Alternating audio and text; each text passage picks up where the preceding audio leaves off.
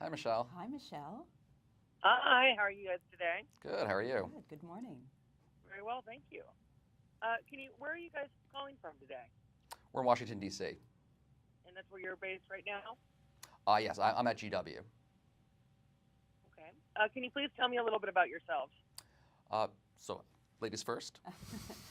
So I'm Lisa J. Pieretti. I'm the executive director and co-founder of the International Hyperhidrosis Society. We founded it in 2003 and have been working for nearly a decade, nearly 15 years, to raise awareness of hyperhidrosis and to educate the community about hyperhidrosis. And Now, okay, continue. Sorry, I was going to say, Dr. Friedman? sure. I'm Dr. Adam Friedman. I'm an associate professor of dermatology, director of the residency program, and director of translational research at GW School of Medicine and Health Sciences.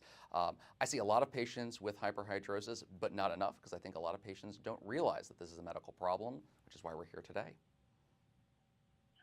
Now, first, why do people sweat? So sweating is our kind of natural air conditioner. It helps regulate our body temperature. However, hyperhidrosis is excessive sweating, about 4 to 5 times more than is actually needed to regulate that temperature. Now, this sweating will occur regardless of hot, cold, emotion, stress, anxiety. It just happens. And therefore, it is a medical problem for which we have both medical and surgical solutions. Well, this seems like something that'd be a very embarrassing condition for people to have. It is. So one study found that the impact of hyperhidrosis on quality of life actually outmatches most skin diseases, things like psoriasis and eczema. So I think that's first and foremost, its impact on quality of life. Simple things we take for granted, shaking hands, opening doors, texting someone on your iPhone, wearing makeup, all are impacted by this condition. Is the sweat smellier or just more profuse? Yeah, so that's a good question. So body odor actually does not come from sweat itself. It's what the bacteria does to a component of sweat made by our apocrine glands. Now, if you are sweating more, you probably will get some more of those secretions, and then yes, you will have more body odor as well.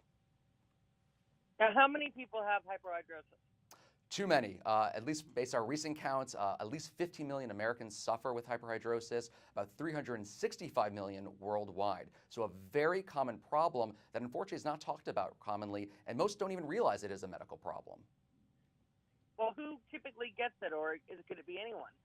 It can be anyone. Now, with primary hyperhidrosis, which is the genetic or hereditary form, we see it in kids even. So it can start very early, even though it might not be recognized.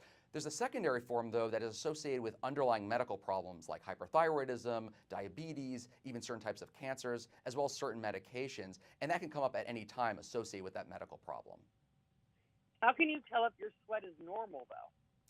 Well, I guess you're probably the best person to determine that. Is it affecting your day-to-day life? Do you feel embarrassed or anxious about it? Are you selecting particular types of clothing to mask the sweat marks? Certainly a dermatologist or a healthcare provider can help you with that, but I think the individual, the sufferer, probably has a good sense that something seems off if it's affecting their quality of life. So how is it diagnosed? So I think the best way is if you have any question, come see a dermatologist. Through discussion and examination, it can be determined that the sweating is excessive, and this is usually based on when the person is sweating and also when they're not sweating.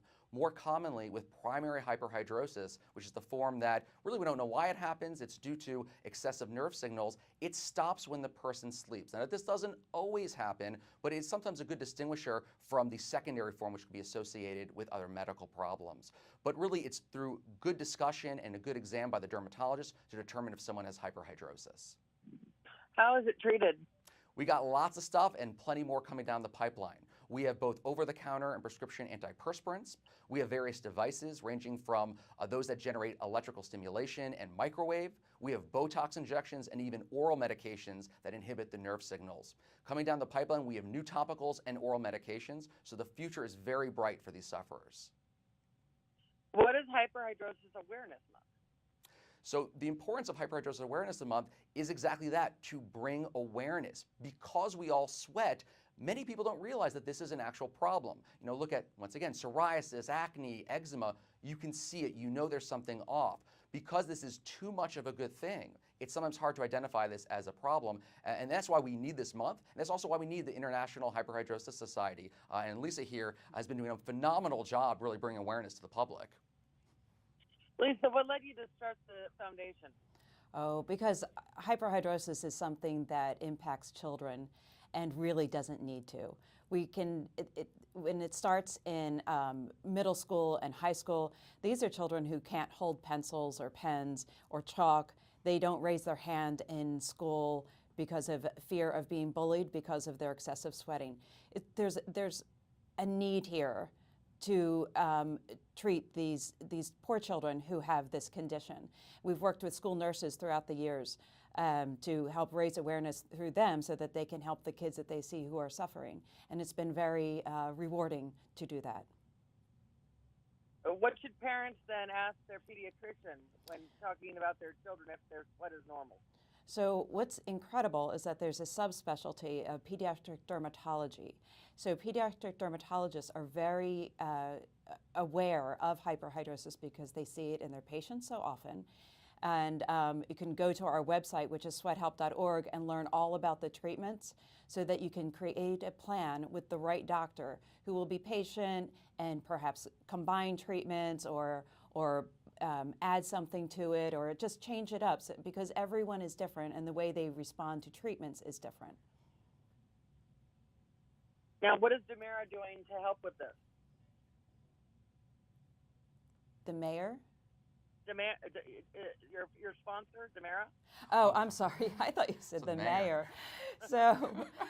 So they have supported us with this to enable us to make this Hyperhidrosis Awareness Month. It's the first time we've ever done it. Of course, we've wanted to have an awareness month since we started 15 years ago. So here's our first one, and we hope to have many more in the future. I mean, this is a beautiful example of how industry support groups as well as even physicians can come together for a common cause. I think too often industry may be vilified, but we're all here together. We're here working together, and this is such a great example of how we can really come together and do something great. Where can people learn more about this? Please visit the International Hyperhidrosis Society's website, which is sweathelp.org. We have so much information and support and resources. There are answers there and comfort as well. I tell all my patients about it. It's so easy to remember, sweathelp.org, and they always come back very thankful that they had a resource that provides them with all the information, but also it lets them know they're not alone. This is such a common problem, and it can be very isolating. So I think knowing that there are others out there, there's actually an organization dedicated to this, that alone is somewhat therapeutic. All right. Well, is there anything else you guys would like to add? Well, I think it's important to know this is a medical problem, and if you think you may have hyperhidrosis, seek help. We are out here to help you. There are treatments that can certainly change your everyday quality of life. Thank you guys very much. I hope you have a great day. Thanks, you too. Thanks for having us.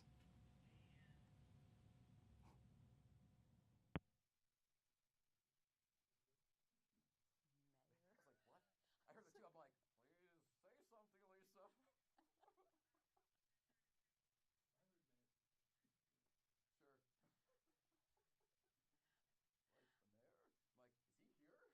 And after the radio guy who was so wonderful and warm and nice, and then to have